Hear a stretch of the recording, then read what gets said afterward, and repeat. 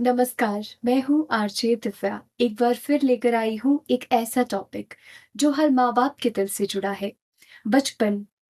जब एक नई जान इस दुनिया में आती है, तो सारा परिवार खुशियों से भर जाता है।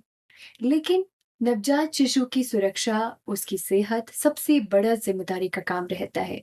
और आज के शो में एक ऐसे ही इम्पोर्टेंट टॉपिक पर हम बात करने जा रहे हैं। नवजात शिशुओं में पीलिया की शिकायत, यानी न्यूबॉर्न जॉन्डिस। एक कॉमन कंडीशन, लेकिन अगर वक्त पर पहचाना ना जाए तो नुकसान भी हो सकता है। और इस इम्पोर्टेंट और सेंसिटिव टॉपिक पर हमारे साथ हैं एक एक्सपर्ट पेडियाट्रिशियन, जिनकी डेडिकेशन और कंपैशन ने कई माँ-बाप को सपोर्ट दिया है। हमारे साथ आज शो में हैं doctor Simmi Nargotra. Doctor Simmi MBBS, MD paediatrics, Raghunath hospital, Dhalpur, Kullu से जुड़ी हुई हैं और बच्चों के हेल्थ केयर में इनका तजुर्बा प्राइसलेस रहा है। So guys, please welcome doctor Simmi Nargotra. Ma'am, सबसे पहले शो में बहुत-बहुत स्वागत है आपका। सबसे पहले आपसे जानना चाहेंगे, जैसे मैंने मेंशन किया, आज का हमारा टॉपिक बहुत इम्पोर्टेंट है, नवजात शिशुओं में पीलिया की समस्या। तो सबसे पहले आपसे जानना चाहेंगे, नवजात शिशुओं में जो पीलिया होता है, उसके क्या रीज़न्स रहते हैं? देखिए नवजात शिशुओं में जो है हीमोग्लोबिन की मात्रा जो है वो ज़्यादा रहती है हुँ, और आरबीसीज़ के टूटने से हुँ, जो है ज़्यादा बिलिरुबिन प्रोड्यूस होता है, जिससे क्या होता है कि बच्चों की स्किन और आईज़ जो है वो पीली अपीयर होती है, हुँ। जिसको हम विज़िबल जॉन्डिस या फिर पीलिया कहते हैं। जी, नवजात शिशुओं की अगर बात करें तो उनमें पीलिया की शिकायत के चांसेस ज़्यादा क्यों रहते हैं?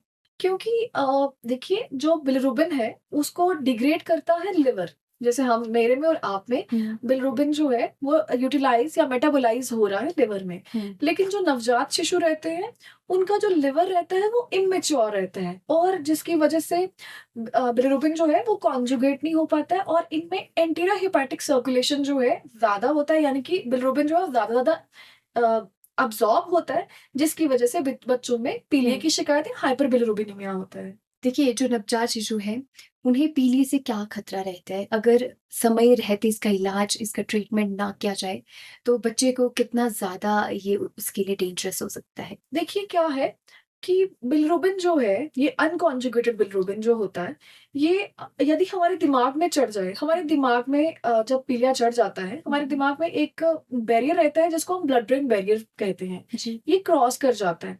हुँ, जब ये क्रॉस कर जाए तो ये इरिवर्सिबल एक डैमेज कॉज़ कर देता है, जिसको हम कर्निक्टर्स कहते हैं। हुँ, जिसकी वजह से बच्चे जो है, वो नॉर्मल बच्चों की तरह उनकी डेवलपमेंट नहीं हो पाती है। जी। इसकी वजह से सेरेब्रल पैल्सी भी हो सकती है बच्चों को। तो इसलिए इसका समय पर इलाज कराना जो है हुँ। बहुत ज़रूरी है। मान लीजिए किसी के घर में नया मेहमान आया है, नया शिशु ने अभी हाल ही में जन्म लिया है। अगर उन्हें पहचानना हो कि उनके बच्चे को पीलिया है, तो उसमें क्या-क्या लक्षण नज़र आते हैं? इसमें क्या होता है कि बच्चा जो है ना, वो आपको पीला, उसकी आँखें पीली अपीयर हुँ, होना शुरू हो जाएँगी, उनकी स्किन जो है वो हुँ, पीली दिखना शुरू हो जाएँगी।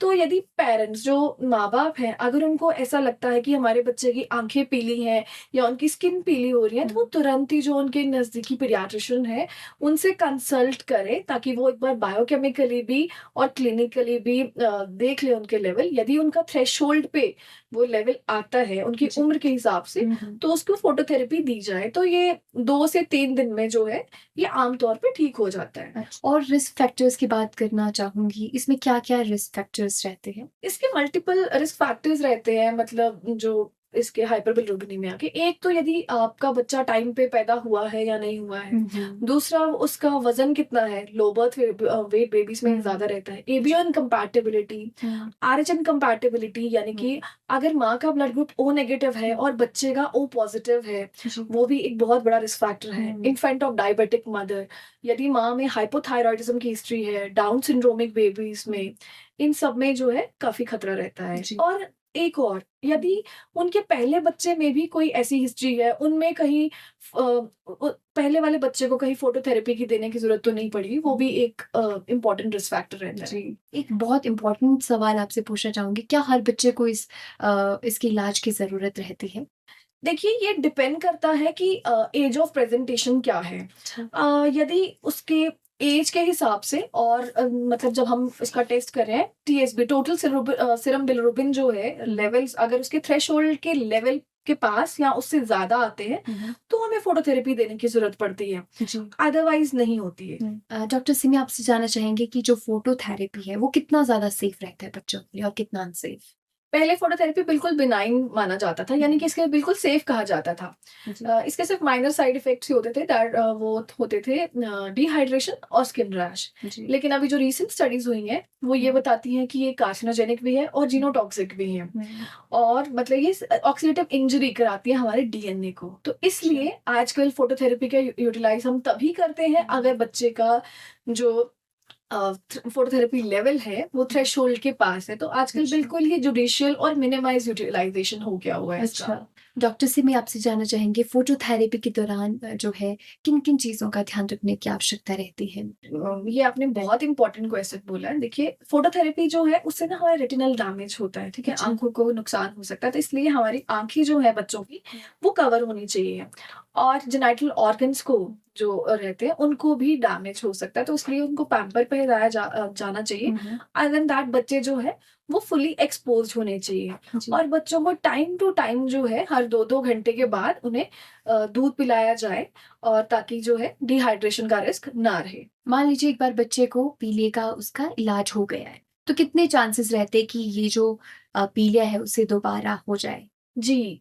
पीलिया एकमात्र ऐसी बीमारी है जिसमें सबसे ज़्यादा रीएडमिशंस देखी जाती हैं। तो अच्छा। इसलिए जैसे ही बच्चा डिस्चार्ज होता है, तो हुँ, उसे फ़ॉलो-अप में रहना ज़रूरी है। हुँ, यदि बच्चा जैसे बिल्कुल ही कम लेवल पे, मतलब थ्रेशोल्ड से बिल्कुल ही कम लेवल था, हुँ, मतलब थ्रेशोल्ड में और एक्चुअल लेवल में डिफ़रेंस कम था, हुँ, तो हमने बच्चे को डिस्चार्ज कर दिया। जी। तो उसको हमें 48 आवर्स के बाद दोबारा हमें उसका बिलिरुबिन चेक करवाना पड़ेगा। हुँ, देखने के लिए कि कहीं उसको रिबाउंड हाइपरबिलिरुबिनेमिया कंडीशन होती है कि अच्छा। कहीं दोबारा इसको पीलिया बढ़ तो नहीं गया है, तो हुँ। इसलिए फ़ॉलो-अप में रहना जो है वो काफ़ी ज़रूरी है।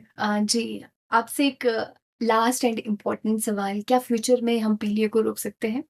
देखिए, बच्चे में जो हीमोग्लोबिन ज़्यादा है और आरबीसीज़ का टूटना है, ये तो एक फिज़ियोलॉजिकल प्रोसेस है, इसे तो जी। नहीं हम रोक सकते। हुँ, हुँ। हाँ, यदि हम इसके लक्षणों को पहचान लें और इसका सही टाइम पे इलाज कर लें, तो उसके खतरे को होने, जो कि बहुत ही भयानक है, उसको रोका जा सकता है। जी, डॉक्टर सिमी बहुत-बहुत शुक्रिया आपका दिल से।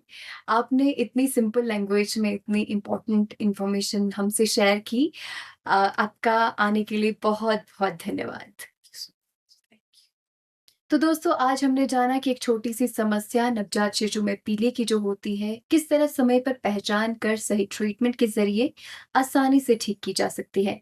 और सबसे इम्पोर्टेंट बात, माँ-बाप को घबराना नहीं है बल्कि अवेयर रहना है। अगर आप भी किसी कन्फ्यूजन या कंसर्न का सामना कर रहे हैं या अपने न्यूबॉर्न की हेल्थ को लेकर कोई सवाल है तो देर मत कीजिए। आप डॉक्टर सिमी नरगोत्रा से मिल सकती हैं, रघुनाथ हॉस्पिटल नियर कॉलेज चौक, ठाकुरपुर, कुल्लू में। ये याद रखिए हर बच्चा अनमोल है और उसकी सेहत आपके प्यार के साथ सही गाइडेंस से ही सुरक्षित रह सकती है। इसी के साथ ही आज के शो में बस इतना ही। दीजिए इजाजत। नमस्कार।